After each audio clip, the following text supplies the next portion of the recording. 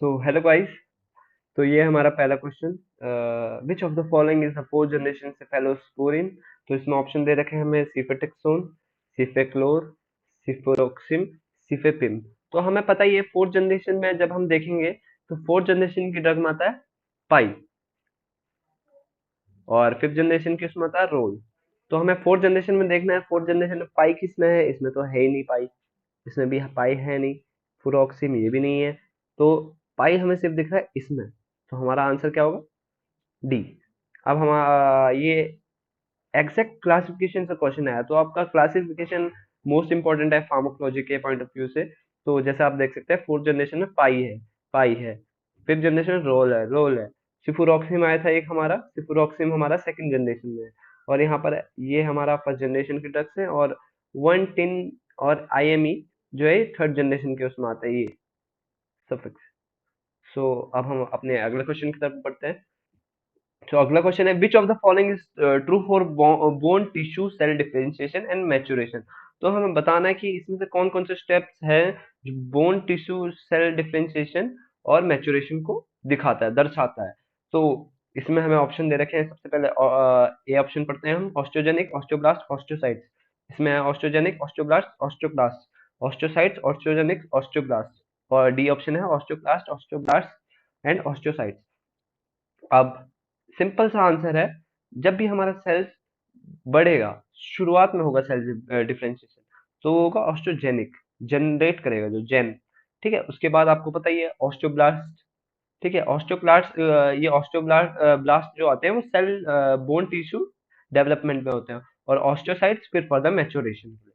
तो हमारा ऑप्शन का क्या होगा, ए आंसर सही होगा। जैसे आप इस फिगर में देख सकते हो, सबसे पहले हमारा ऑस्ट्रोजेनिक सेल्स बनेंगे, उसके बाद हमारा ऑस्टियोब्लास्ट बनेगा, फिर यहाँ पर हमारा ऑस्टियोसाइट्स बनेंगे। ओके, तो अब हम बनते हैं अगले क्वेश्चन की तरफ को। ऑस्टियोक्लास्ट क्या करता है, हमारा ऑस्टियोक्लास्ट करता है बोन का ब्रेकडाउन। ठीक है, ये दोनों प्रोसेस ऑस्टियोब्लास्ट करता है हमारा बोन का डेवलपमेंट। तो ये दोनों प्रोसेस इंपॉर्टेंट होती है बोन डेवलपमेंट के लिए। और आपने पढ़ा होगा पैराथायरॉयड हार्मोन और कैल्सिटोनिन, उनका मेन इफेक्ट होता है इन सेल्स में। उसके बाद हमारा थर्ड क्वेश्चन आता है, अ 70 KG women was administered with 1000 mg of the drug as IV bolus after its uniform distribution in the body. The plasma concentration of drug was found to be 50 mg per liter. What is the volume of distribution? तो सबसे पहले अगर आप ऐसा question देखोगे numerical type का, सबसे पहले आपको वैल्यूज जो होती है उसको ध्यान में रख लो, गोला मार लो या कुछ कर लो। ठीक है, तो उसके बाद हमें एक फाइंड आउट करना है वॉल्यूम डिस्ट्रीब्यूशन। तो वॉल्यूम ऑफ डिस्ट्रीब्यूशन हमें पता है कि x equal to V D C, biopharmaceutics में हमें बताया है। ठीक है, तो हमें क्या क्या दे रखा है इसमें, तो एडमिनिस्टर्ड डोज है हमारी, x हो गया हमारा डोज, तो एडमिनिस्टर्ड डोज हमें पता चल गई x इक्वल टू 1000 mg। और दूसरा है हमारा, हमें दूसरा क्या पता है, प्लाज्मा ड्रग कंसंट्रेशन, तो हमें सी भी पता है। ठीक है, तो हो गया हमारा 50 mg पर लीटर। तो हम इस फॉर्मूला में पुट करेंगे V D equal to X upon में सी। तो हमारा एक्स क्या है, हमारा एक्स है 1000, और सी क्या है 50। तो हमने इसको काटा, तो हमारा है 20। तो हमारा आंसर क्या आएगा, 20 लीटर। और इसको आप एक तरफ से और भी कर सकते हैं, जैसे आपने इनकी वैल्यूज देखी। ठीक है, हमारी यहाँ एम जी आ रखी है और नीचे एम जी पर लीटर। अगर ये लीटर अपॉन में है तो ये ऊपर चले जाएगा, एम जी कैंसिल। तो इस हिसाब से आप एक करके, मतलब अगर आपको फॉर्मूला याद नहीं आ रहा तो एक तरफ से आप वो बना सकते हो, अपनी तरफ से फॉर्मूला बना सकते हो, या फिर गैस लगा सकते हो कि आप ऐसे सॉल्व कर सकते हो। तो लीटर ऊपर आ गया तो आप इसी तरफ से वो कर सकते हो कि एम जी कैंसिल हो रहा है तो एम जी सिर्फ इसमें है, और एम जी अपॉन में लीटर, लीटर ऊपर जाएगा तो 50 नीचे बचेगा, तो 1000 अपॉन में 50 करना है हमें, तो 20 आंसर आ जाएगा। सो थर्ड का आंसर है हमारा सी। तो उसके बाद हम देखते हैं फोर्थ क्वेश्चन, इसमें दे रखा है अब हम करते हैं फोर्थ क्वेश्चन। तो इसमें दे रखा है, a drug X is more selective for all subunit of benzodiazepine receptors. ठीक है, it lacks effect on slow wave sleep, minimum residual daytime of sedation, and no rebound insomnia on discontinuation, and low abuse potential. Which of the following can be X? तो आपको पता है फ्लूराजिपाम diazepam class में आता है, इसमें हमारा rebound insomnia होता है डिसकंटिन्यूएशन में, और ये अब्यूज के लिए भी यूज करते हैं लोग, मतलब अब इसका अब्यूज पोटेंशियल है।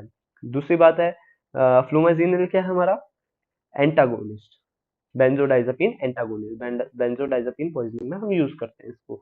तो ये भी नहीं हो सकता, इंसोम्निया में तो यूज नहीं होता, ठीक हो गया, इसलिए वो नहीं करता। दूसरा है मेलेटोनिन, मेलेटोनिन तो बेंजोडाइजापीन रिसेप्टर में काम नहीं करता, एमटी1 एमटी2 रिसेप्टर में काम करता है। तो इसमें सिंपल सा आंसर आएगा हमारा जोल्पिडेम। अब आ, तो इसमें आ गया हमारा आंसर जोल्पिडेम। तो आप फर्दर एक्सप्लेनेशन देख सकते हैं। फ्लूमाजीनल, फ्लूमाजीनल एंटागोनिस्ट है, डाइजापाम यहाँ यूज होता है। नॉन बेंजोडाइजापाम वाली जो ड्रग होती है, बेंजोडाइजापीन्स वाली ड्रग, वो ये है जेड ड्रग्स और बेंजोडाइजापीन्स। ये स्ट्रक्चरली सिमिलर होती है और act as alpha one subunit of GABA में काम करती है, और हिप्नोटिक और एमनीसिया एक्शन शो करती है। तो इससे आपको आंसर क्लियर हो गया। तो हम आते हैं अब फिफ्थ क्वेश्चन में। फिफ्थ क्वेश्चन में पूछा है which metabolite is used to inactivate the vesicotoxic metabolite, ठीक है, leading to haemorrhagic cystitis by alkylating agent used in the treatment of cancer. तो अब इसमें हमें फाइंड आउट करना है एंटीडोट। तो आपको, अगर आप सबसे मतलब आपने पढ़ा होगा, तो आपको पता होगा इन सब में से एंटीडोट सिर्फ एक ही है, मैस्ना। वो किसके लिए, साइक्लोफॉस्फामाइड में जो हमारी टॉक्सिसिटी होती है haemorrhagic cystitis due to acrolein.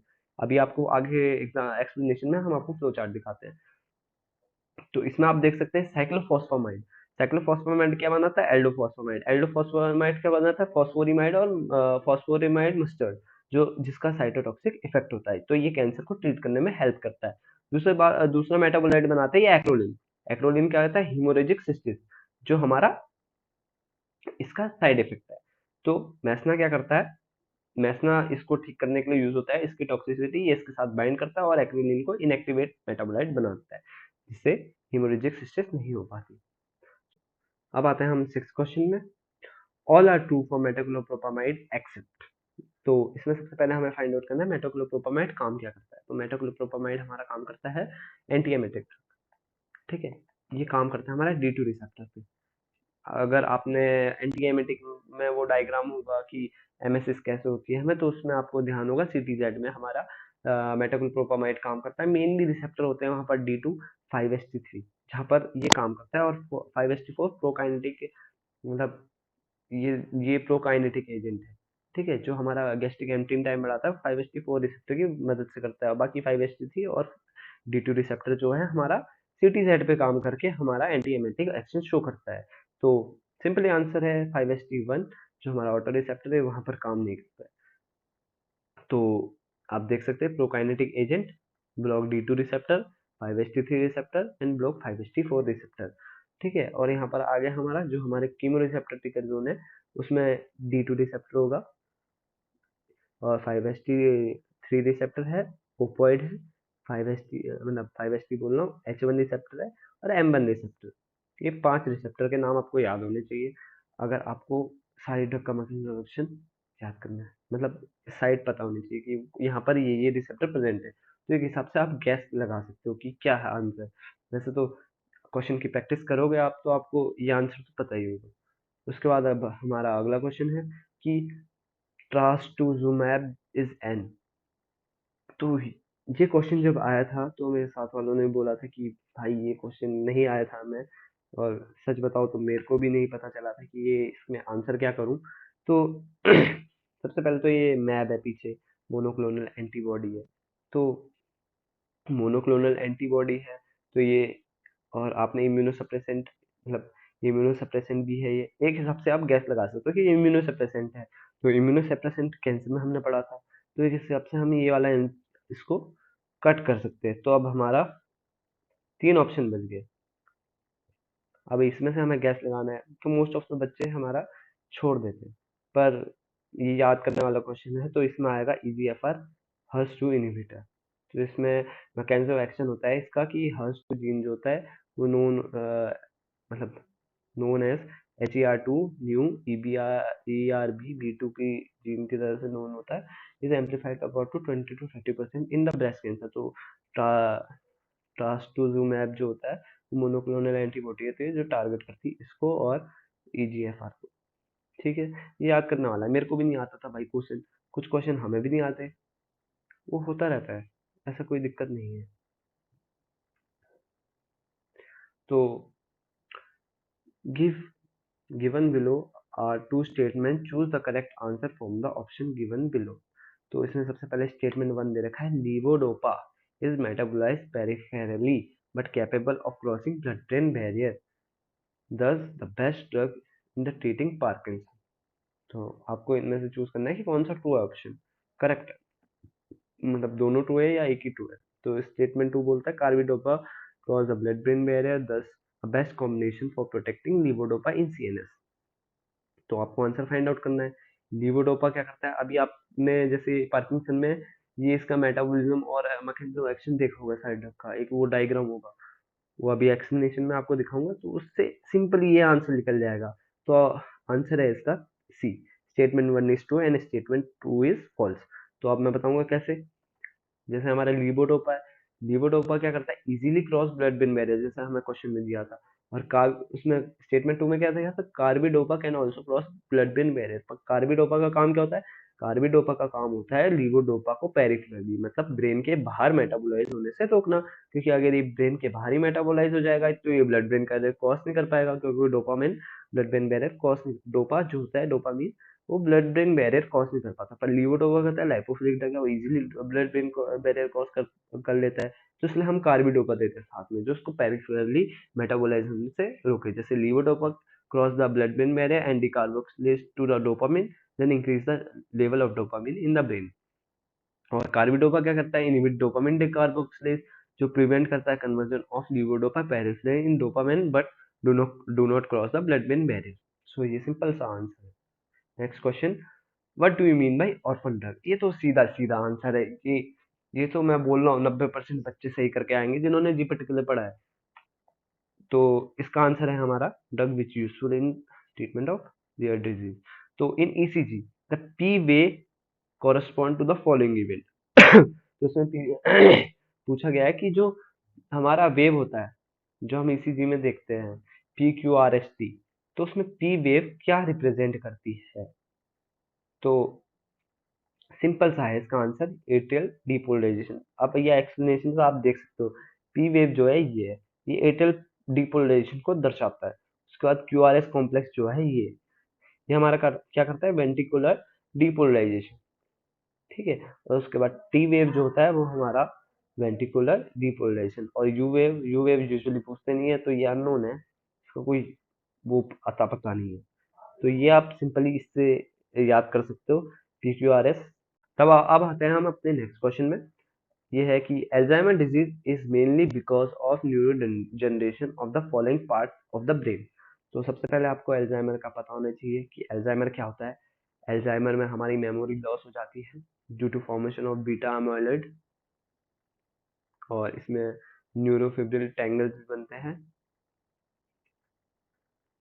तो ये तीन चीजें आपको याद होनी चाहिए। मेमोरी लॉस, तो मेमोरी लॉस मेनली, मेमोरी कहाँ से आती है, तो मेनली हमारे हाइपोथैलेमस से नहीं आएगी, क्योंकि ये हमारा मेनली हार्मोन का काम है भाई का अपने।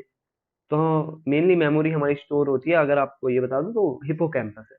तो एल्जाइमर जाता है हिपोकैम्पस पे, हिपोकैम्पस सिंक हो जाता है in the case of Alzheimer disease. तो इसका आंसर है हिपोकैम्पस। जिसे आप यहाँ देख सकते हैं, hippocampus, sinkage of hippocampus, healthy neuron होते हैं यहाँ पर टाउ न्यूरोफिब्रिलेटरी टैंगल्स होता है, और एमाइलोइड बीटा के प्लेक्स फॉर्म हो जाते हैं, जिससे मेमोरी लॉस हो जाती है। इसके ड्रग्स आपको पता ही होंगे, अल्जाइमर में कौन कौन सी यूज होती है। ड्रग ऑफ चॉइस जैसे टैगरिन था, और ड्रग्स होती है गैलेंटामाइन, ठीक है। ये सारे ड्रग्स, रोविस्टिगमिन, रिवर्स्टिगमिन, ये सारी ड्रग्स हैं जो यूज होती है एल्जाइमर में। तो अब आता है हम अगले क्वेश्चन में, identify the drug is not among the drug recommendation as a first time drug in the treatment of partial seizures with और विदाउट जनरलाइजेशन। तो आपको आइडेंटिफाई करना है कि इनमें से कौन सी ड्रग पार्शियल सीजर्स में यूज नहीं होती, ठीक है। तो पार्शियल सीजर में सबसे पहले आपको बता दूं, कार्बामाजिपिन यूज होती है, वेलप्रोएटी यूज होती है, लिमोटिग्रीन यूज होती है, पर डायज़ापाम नहीं होती है। तो इसका आंसर है डायज़ापाम। अगर आपको करना है तो फर्दर आप इसको देख सकते हैं कि कार्बामाजिपिन का मैकेनिज्म ऑफ एक्शन क्या है, वेलपोएट का मैकेनिज्म क्या है, लेमोटिग्रीन का मैकेनिज्म ऑफ एक्शन क्या है, डायज़ापाम का मैकेनिज्म ऑफ एक्शन क्या है, इनसे भी क्वेश्चन आ सकते हैं, तो आप इसको एक बार रिवाइज कर लीजिए। अब हम आते हैं नेक्स्ट क्वेश्चन में।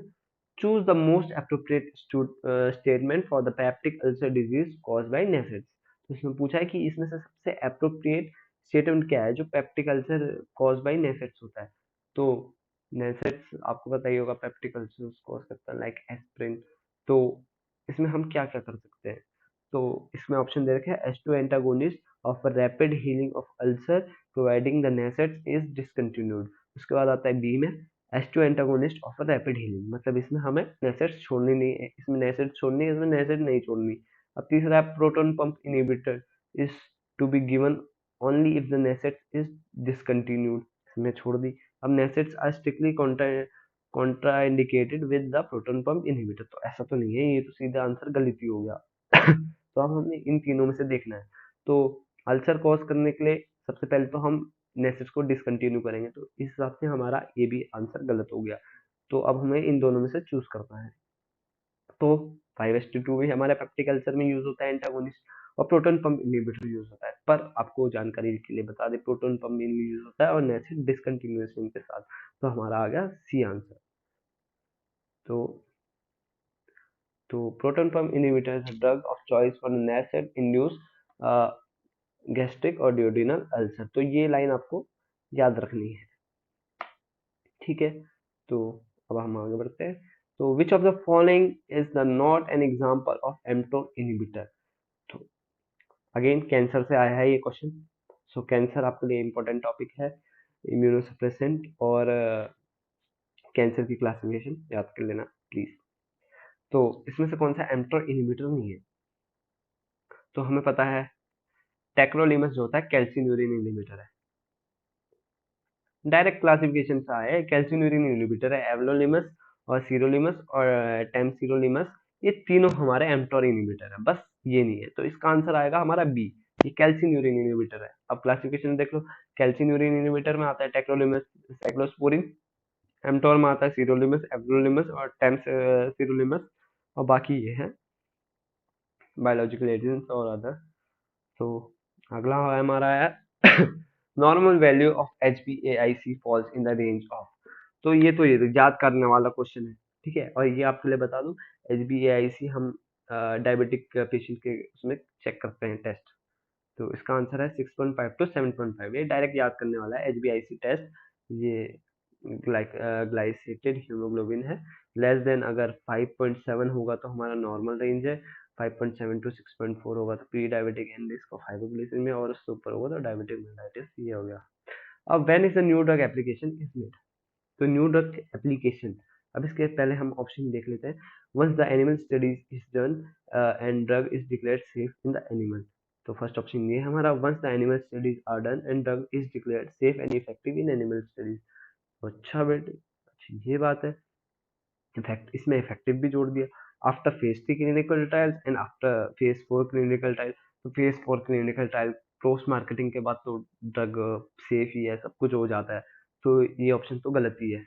और अगर हमारा एनिमल स्टडीज हो गया है और सेफ दिखा दिया है पर इफेक्टिव नहीं है, तो हम इसमें क्या ही करेंगे, तो हम ड्रग यूज नहीं करेंगे, इसमें इफेक्टिव है। तो अगर आप देखोगे एनिमल स्टडीज के बाद हम करते हैं IND, ठीक है। तो ये हमारा ऑप्शन गलत हो गया। तो हम सीधे सीधे आफ्टर फेज 3 क्लिनिकल ट्रायल की बात करते हैं, NDA एप्लीकेशन फाइल करते हैं, ठीक है भैया। तो हमारा ऑप्शन आया सी। तो इसमें आप देख सकते हैं प्री क्लिनिकल जो एनिमल टेस्टिंग होते हैं, उसके बाद हम IND एप्लीकेशन फाइल करते हैं, फेज 3 के बाद NDA रिव्यू एंड अप्रूवल देते हैं। उसके बाद आया हमारा नेक्स्ट क्वेश्चन। तो all the following are TNF alpha inhibitor except. तो अगेन ये आप कैंसर से भी रिलेट कर सकते हो, या आप रेमेटॉइड अर्थराइटिस से भी रिलेट कर सकते हो, ठीक है। तो इनमें से आपको आना चाहिए कि TNF अल्फा इनहिबिटर कौन कौन से हैं। तो ट्रिक बनाई थी मैंने एक, मतलब सिंपल सी है, EIA करके याद करता हूँ मैं TNF अल्फा इनहिबिटर को। तो E से हो गया इटरनसेप्ट, A से होगा आडलीमोब, I से हो गया इन्फ्लिक्सिमैब। तो सिंपल सा आंसर है बसलिक्सिमैब जो होगा वो हमारा इसमें करेक्ट आंसर होगा, जो TNF अल्फा इनहिबिटर नहीं है। तो ये क्लासिफिकेशन आप देख सकते हो एंटी हेमेटिक ड्रग का। एंटी कैंसर ड्रग में भी TNF अल्फा इनहिबिटर आपको दिखाए होंगे। तो मैंने क्या बोला था, मेन चीज है क्लासिफिकेशन। तो क्लासिफिकेशन जरूर पढ़ के जाना अगर आपको फार्माकोलॉजी में ज्यादा से ज्यादा क्वेश्चन सही करना है। तो उसके बाद विच of the following cranial nerve help in accommodating the eye for near vision। तो आई फॉर नियर विजन के लिए हमारा, अगर आप ध्यान देते होंगे, अचानक से दूर से अगर आप पेन पास लाओगे तो आँख को आपको कांटेक्ट करना पड़ेगा हल्का सा, ऐसे ऐसे ऐसे करके, तो मसल्स काम होती है। तो ऑप्टिक क्या होगा, विजन। और अब आपको मेनली कंफ्यूजन आएगा ऑक्यूलोमोटर और ऑप्टिक में, क्योंकि ट्रैक्युलर और फेशियल तो नहीं होगा। फेशियल एक्सप्रेशन और ट्रोक्युलर तो ये अलग काम है, तो इन दोनों को तो आप कैंसिल कर दो पहले ही।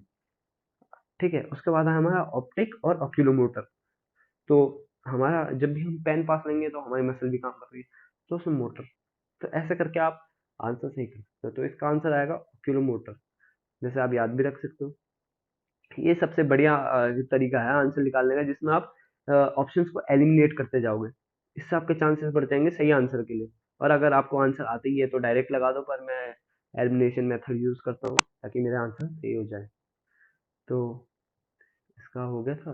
तो अब हमारा अगला क्वेश्चन है, match the following immune system with their function. तो सबसे पहले हम देखेंगे मास्ट सेल।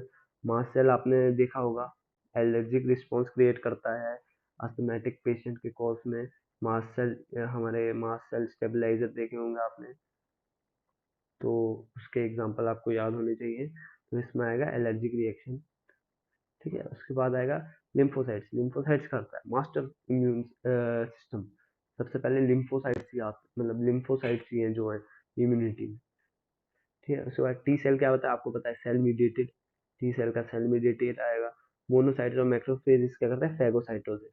तो इससे करके आप याद कर सकते हो। तो इसका आंसर आ गया हमारा सी। अब हम अगला ऑप्शन अगला क्वेश्चन देखते हैं।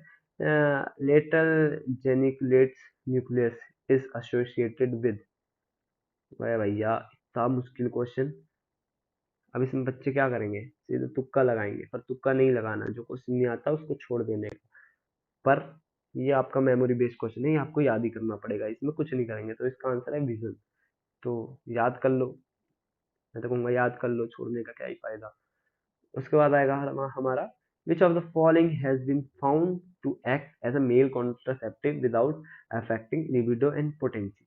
तो मेल कॉन्ट्रासेप्टिव बेसिकली गोसेरेलिन आपको पता है कॉन्ट्रासेप्टिव के है ही नहीं, ग्रोथ हार्मोन में यूज होता है ये। और सेंटक्रोमेन फीमेल कॉन्ट्रासेप्टिव। तो सिंपल सा आंसर है इसका गॉसिपोल। ये आप कहीं मॉड्यूल वॉड्यूल या फिर आगे क्रेडिट पढ़ेंगे तो उसमें आपको ये दिख जाएगा गॉसिपोल, ये कॉटन ऑयल है। तो इसमें गॉसिपोल यूज होता है, तो इसका आंसर है गॉसिपोल। इसके बाद अगला क्वेश्चन है which of the following is the tetracyclic anti depression that has additional dopamine D2 blocking and neuroleptic properties as well as greater tendency to cause seizure in overdose. तो ऐसा कौन सा tricyclic anti depressant है जिसके पास additional D2 receptor blocking property है as well as ये seizure भी कॉज कर सकता है। तो इसमें आएगा आपका एमोक्सापिन। ठीक हो गया। तो अब अगला question, which of the following drug can produce mydriasis without cycloplegia. तो इसका आंसर आएगा हमारा, सबसे पहले तो हम देखेंगे माइडेसिस कौन कौन से कॉज करते हैं। सबसे पहले माइडेसिस हमारा ट्रॉपिकामाइड हो गया। अबे, माइडेसिस सभी कॉज करते हैं। तो अब हमें यहाँ देखना है, अब तीनों में से अगर आप देखोगे, एक चीज ध्यान देखोगे, एक pattern, anticholinergic drug, anticholinergic drug, anticholinergic drug.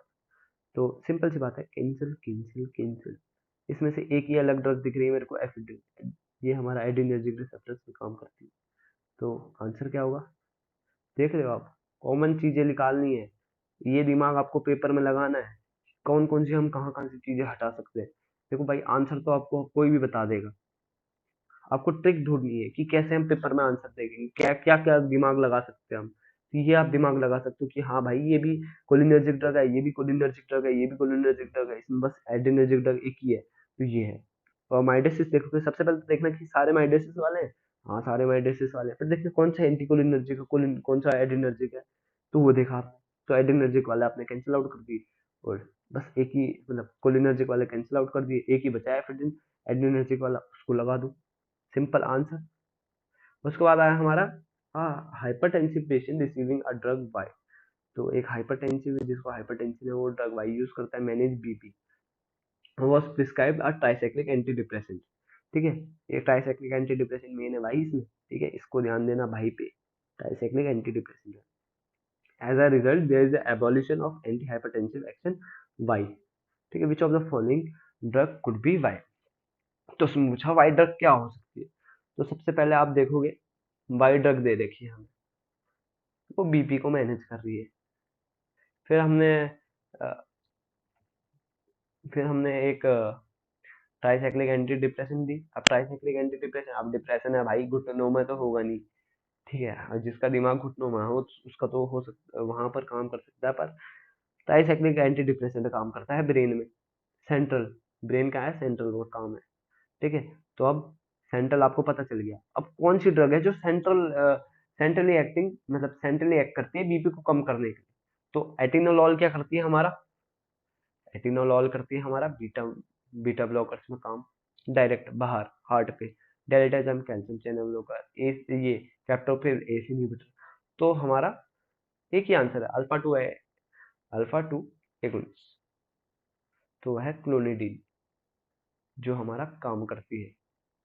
तो सेंट्रली एक्टिंग आ गया हमारे क्लोनिडीन। तो अब हम अगला क्वेश्चन देखते हैं। Next question is given below are the two statement, choose the most appropriate answer for option.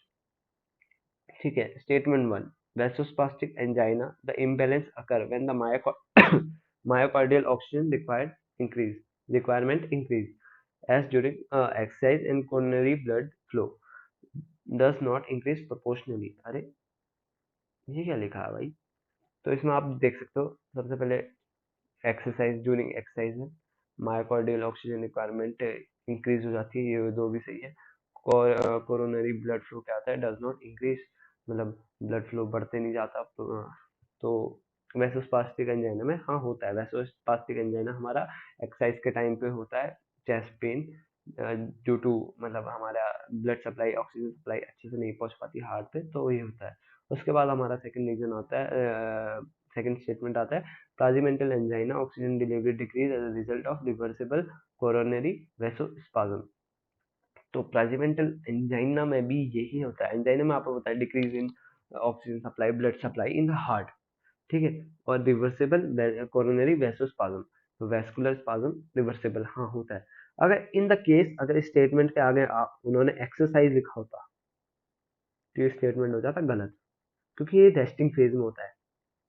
प्राजिमेंटल angina resting phase में होता है और वेसोस्पास्टिक एंजाइना एक्सरसाइज के टाइम पे होता है, तो ये दोनों स्टेटमेंट ट्रू है।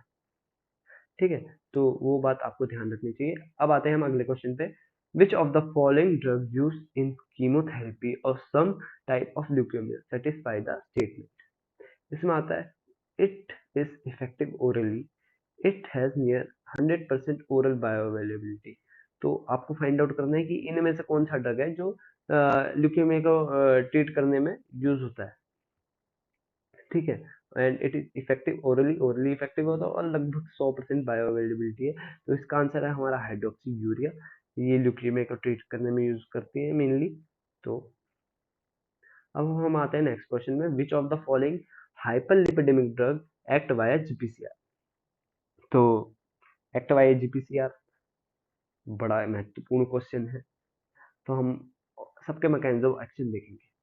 सेकंड मैं आपको बताऊंगा कि फार्माकोलॉजी करना है, तो क्लासिफिकेशन तो आपको पता ही है, रट ली, पर मैकेनिज्म ऑफ एक्शन नहीं आया तो काम खराब हो जाएगा ना वीडियो।